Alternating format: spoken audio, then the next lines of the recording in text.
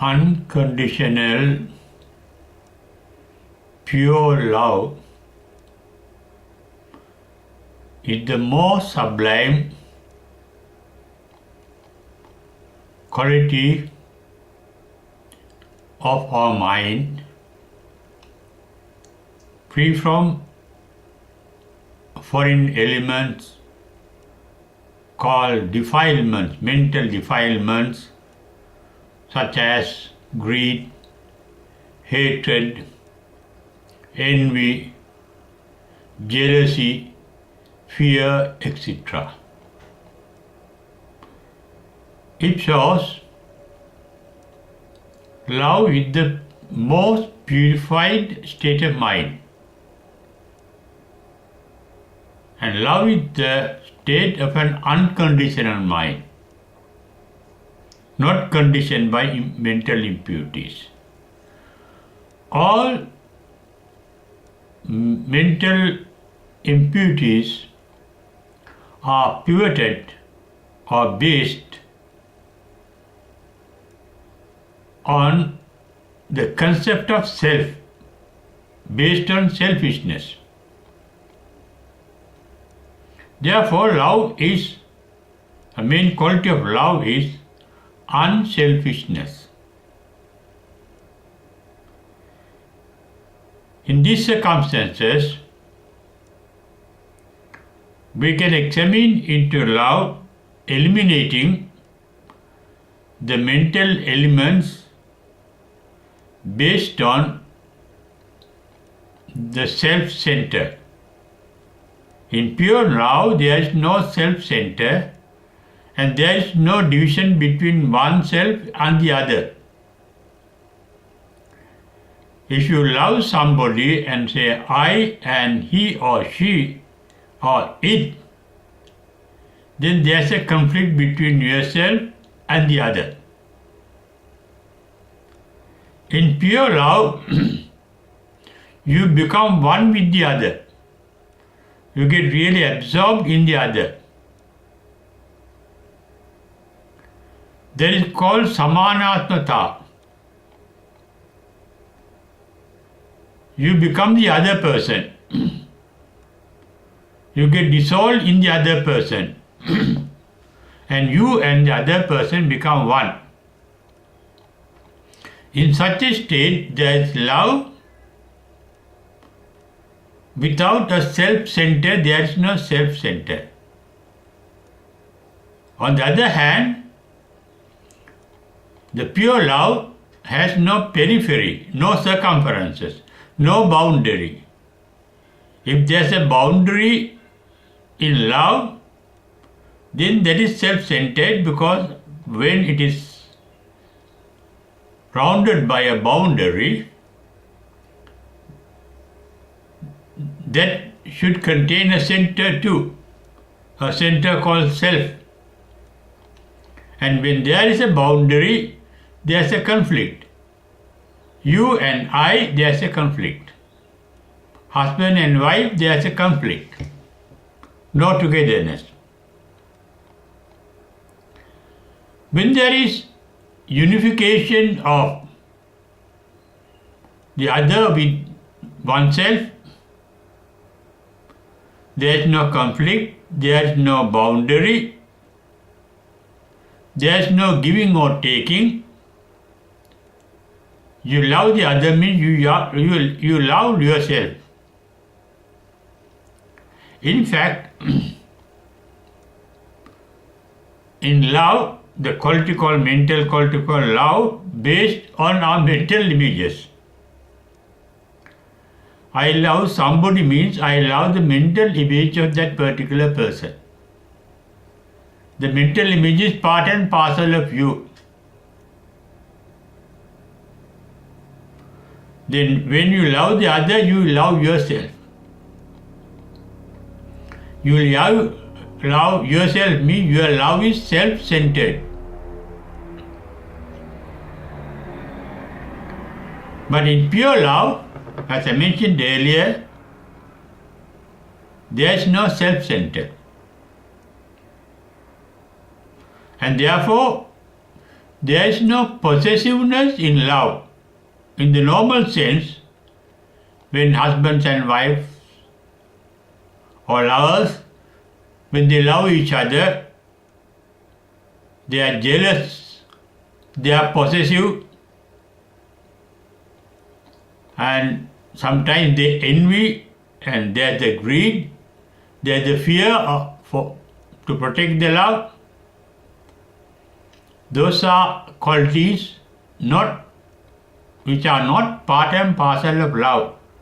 They are opposed to love. In these circumstances, only an enlightened mind can be said to love purely, unselfishly. An enlightened mind is free from greed, hatred, and illusions.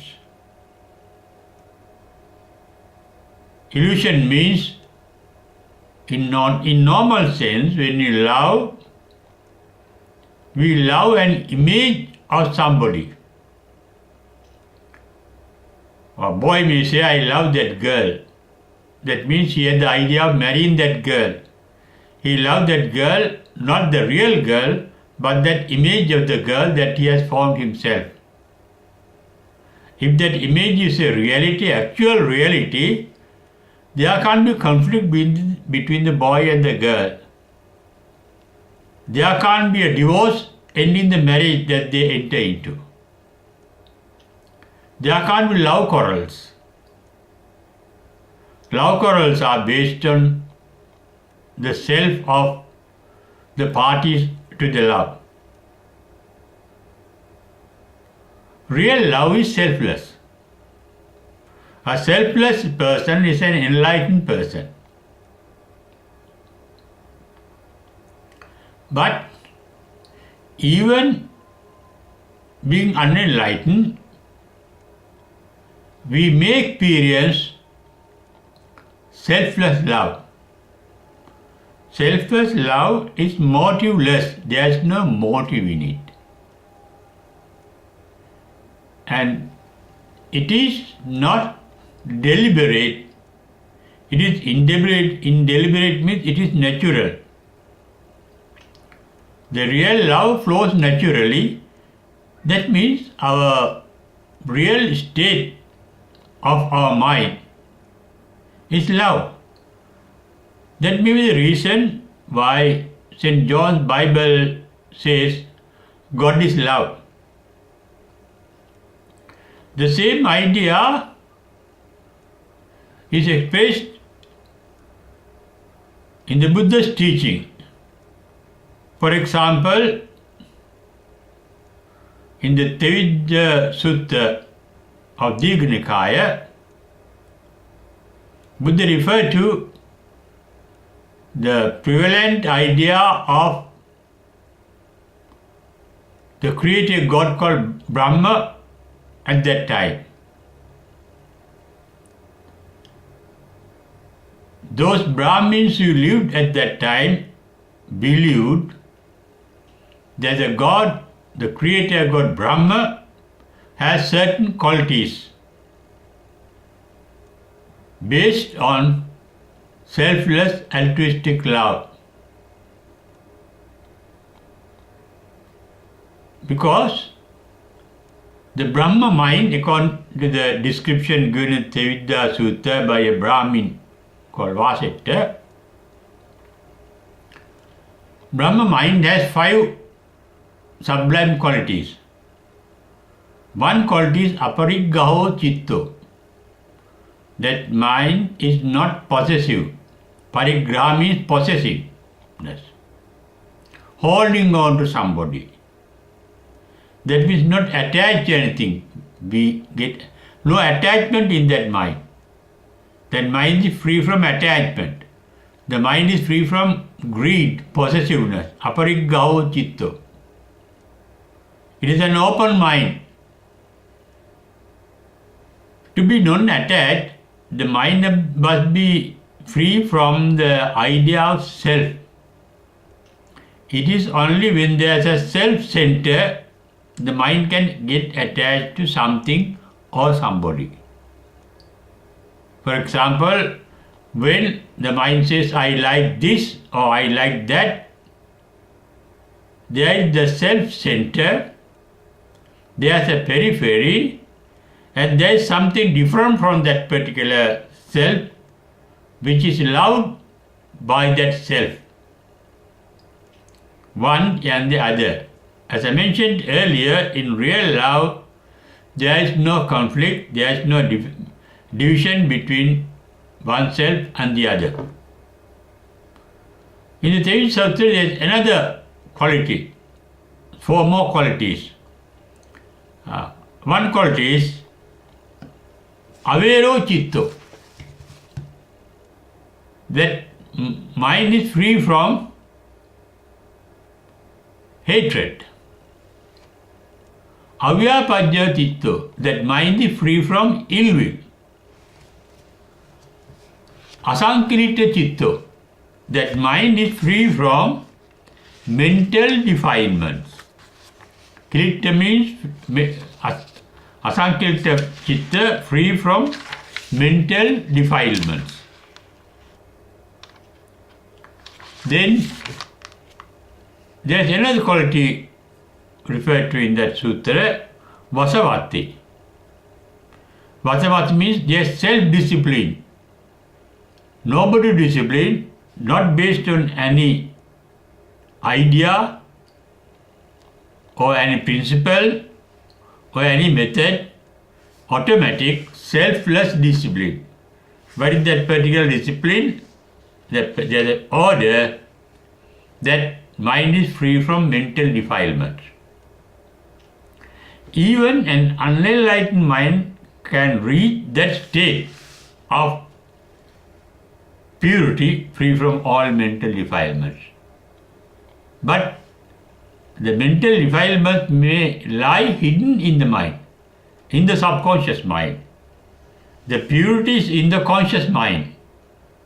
That means the purity of the conscious mind is described in this say, the Brahmachitta is a pure mind free from possessiveness, apariggao, hatred, avera, abhyapadya, free from evil, asankilita, free from mental defilement, and vasavati altogether goes to automatic self-discipline.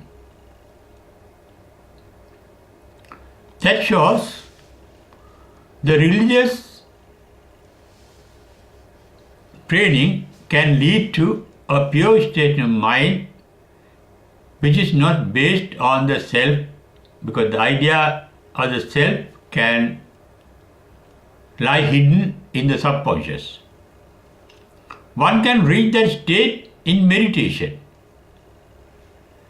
That is why Buddha has mentioned, for example, in Pudgala Sutras, there are discourses called Pudgala Sutta, 4 of them in the Anguttara Nikaya. They say, those who meditate, those who practice the altruistic love called metta, mudita, karuna, upekka, the divine qualities, can be reborn in the Brahma world, the world of the Creator God. Because of the particular pure state. But if they are not enlightened, they can, after the Brahma life, can return even to hell. Because the mental defilements are hidden. The idea of self is hidden, can be hidden in such a mind.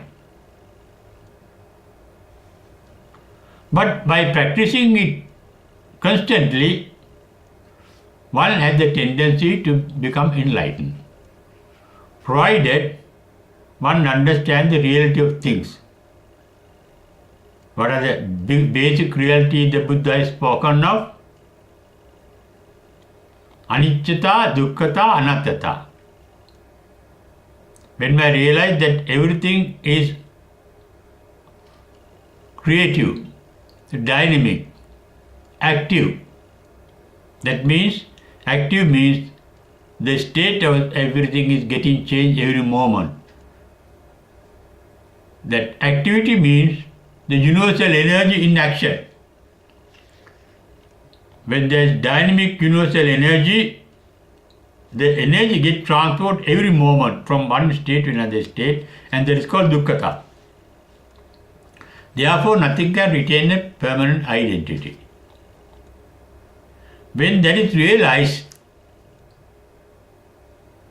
it has a great effect on the love, because even the self, there is no self. Anattata.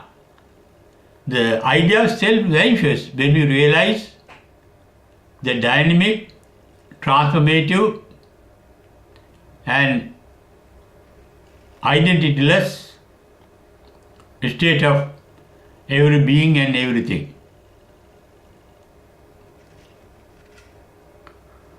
When there is no self-center, the love becomes pure. Pure love is the state of an enlightened mind. Enlightened mind means a mind free from all mental impurities, both hidden and unhidden, open. Mental defilement both in the subconscious and the consciousness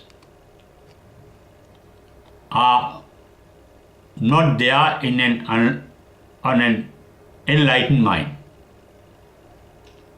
And the only quality available in such a mind is this altruistic, selfless, unconditional love, without a center and without a periphery or boundary. It is referred to in Karnimi Sutra as Mana Sambhave Aparimana, Mettancha Sabba Lokasmi. The entire world, entire universe. It means that love is one becoming oneself with the entire universe, becoming one with everybody and everything, get absorbed in the entire universe. It is like this. When there is a self, you are separate drop of water, for example. It's like a drop of water separated from the ocean or the lake, for example, a lake, we can say. But when you drop that water into the lake, that water drop is nowhere to be found in the lake thereafter. But that drop is everywhere in the lake, because it has become part and parcel of the same lake. Similarly, in selfless love of the enlightened, the self has got dissolved in everything and every being. Therefore, the enlightened mind can love anybody and anything. And such a love is unconditional. They can love good people as well as bad people, beautiful beings and ugly beings. There is no difference between what is good and what is bad. Everything can be taken as they are. Because enlightened mind is a mind that can see things as they are. And that is expressed in the Buddha's words as Yata Bhuta Jnana Dasana. That mind can see things as they are, can take things as they are. Yata Labha Santushti. They are pleased with things, content with things as they are. That means that mind expects nothing more, expecting nothing more from anybody or anything. That is love. And that mind is full of attention on every being and everything. Lack of attention is called moha in Pali. Attachment to something is called raga in Pali. Resentment of something is called dosa in Pali. The enlightened mind is free from raga, dosa, moha. Those are the basic three mental defilements that an enlightened mind is free of. Vita ragi means free from attachment. Vita dosi means free from resentment. Vita mohi means with full attention, free of inattentiveness. Love means attention. Attending somebody. When the husband has the full attention on the wife feels that husband loves me. When the wife pays attention on the husband feels that wife loves him. Love is attention. Attention means attentiveness. Attentive means a mind free from moha. This is practice on the path to Nibbana. The shortest cut to Nibbana was expressed or taught by the Buddha to an ascetic called Bahya in the Bahya Sutta. He said the shortest way to be enlightened is to see things as they are and just be aware of things as they are without thinking of them. We think because there's a self-centered liking or disliking that particular person or ignoring that person. When the mind in the path to Nibbana, in attention, free from attachment and resentment and ignorance or inattentiveness, can take things as they are. Sound, vision, ditta matta, seeing things and taking the sight as it is. Sute sutamattam bhavisati. Hearing, just hearing without thinking of what is heard. We think of something when we like it or dislike it, or we are not fully aware of it. When we are not fully understanding it. Similarly, all other sense organs, inclusive of mind, can pay attention to the respective object of each sense without thinking. Therefore, in selfless love, there is no thinking. It is a pure state of mind with full attention, without any attachment, without any resentment. That means without any likes or without dislikes. Therefore, pure love is love free from likes and dislikes. That love is neither positive nor negative, without any attachment or without any resentment.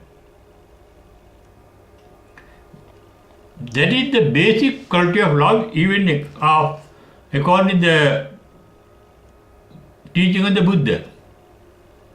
Buddha referred to 4 qualities of the highest God called Brahma that the North Indians believed in at the time of the Buddha. He said those qualities are Brahma qualities. Brahma means the sublime quality, the qualities of Brahma or the sublime, the highest qualities. They are called Metta, Karuna, Mudita. Metta is unconditional altruistic love that we have been talking about so far. Karuna is compassion. Mudita is altruistic joy. In hatred, we don't have joy. In greed, we don't have joy. Mind is free. When we are greedy of something, the mind is unhappy until it gets what it is extending greed, the object of the greed. Altruistic joy is mind free from attachment and resentment, the sublime state. the blissful state. Upekka is free from all conflict. There is no division between oneself and the other. There is a division between oneself and other. When there is a division, there can be a conflict always. Conflict is called patiga. In Maharavulvada Sutta, Buddha described these four qualities of Brahma, or the four sublime qualities of an enlightened mind, as metta, karuna, mudita, upekka.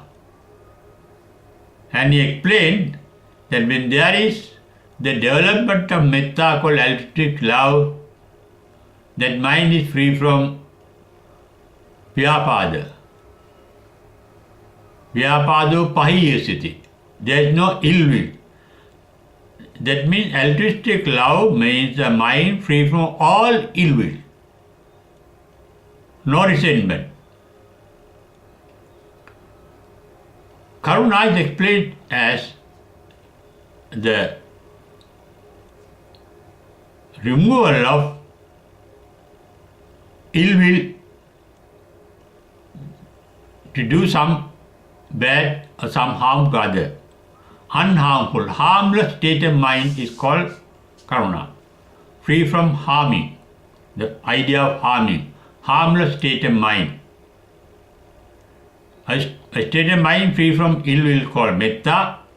A state of mind that appears thereafter is a harmless mind, and that mind free from harming, the idea of harming others, is called karuna, the quality of that particular mind.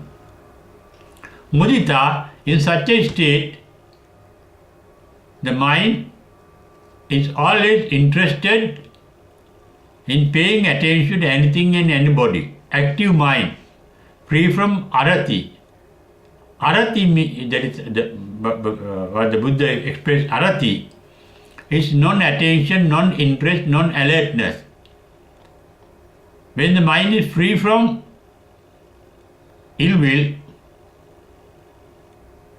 and when the mind is harmless, and when the mind is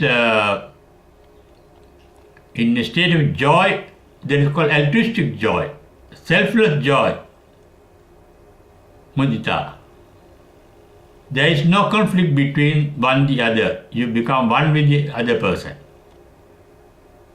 Patigo pahiyasiti, that is what Buddha says.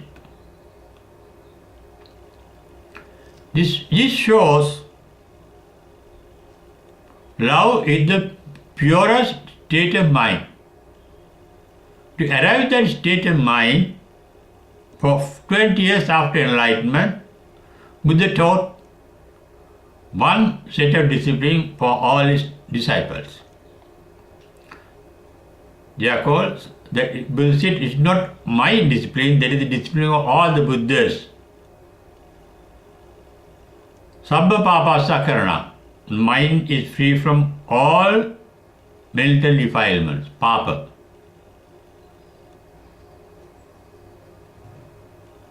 Kusalasya upasampada.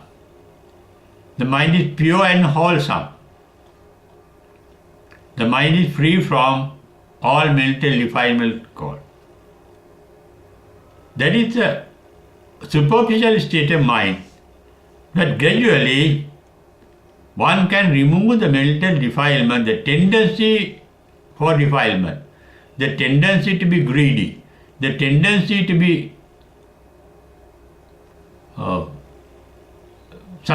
sustaining ill will, the tendency to hate, can be there in our subconsciousness. By going deep into our own mind, that is called yoniso manasikara, with the birthplace of our mind, go deeply through insight meditation called vipassana bhavana. We can go deep into a mind and remove all the mental defilements, and that mind will be complete in a pure state of mind. First purify the conscious mind, thereafter sacitta pariyodapanam, purify the original state of mind, the subconscious mind, the inner hidden tendencies of the mind. And that is the path to enlightenment. Purification of the mind is the path to enlightenment. Therefore, love is the state of a pure mind, free from all mental defilements. Our mind, unenlightened mind, is defiled. Both our conscious mind and unconscious mind are defiled by our tendencies that we have carried throughout our samsara called existence from birth to birth. And Buddha has mentioned, Anamataggo and samsara, Buddha cannot find out the beginning of our samsara, the existence of our life in the existence. And throughout that long period, we have gathered so much of mental defilements. And removing all such mental defilements can be done by practicing the pure love called altruistic love, called Metta in Pali, Maitri in Sanskrit, altruistic love in English. And that state is not anything foreign to us. That is the intrinsic original nature of our mind, free from all the mental defilement it has gathered throughout its existence from birth to birth. They can be removed not with an effort, but becoming aware of them. Being aware of them is called vipassana bhavana. That is what happens in the chittanupassana, when the mind knows that there is attachment, possessiveness. Saragam va chittan saraga. Be aware.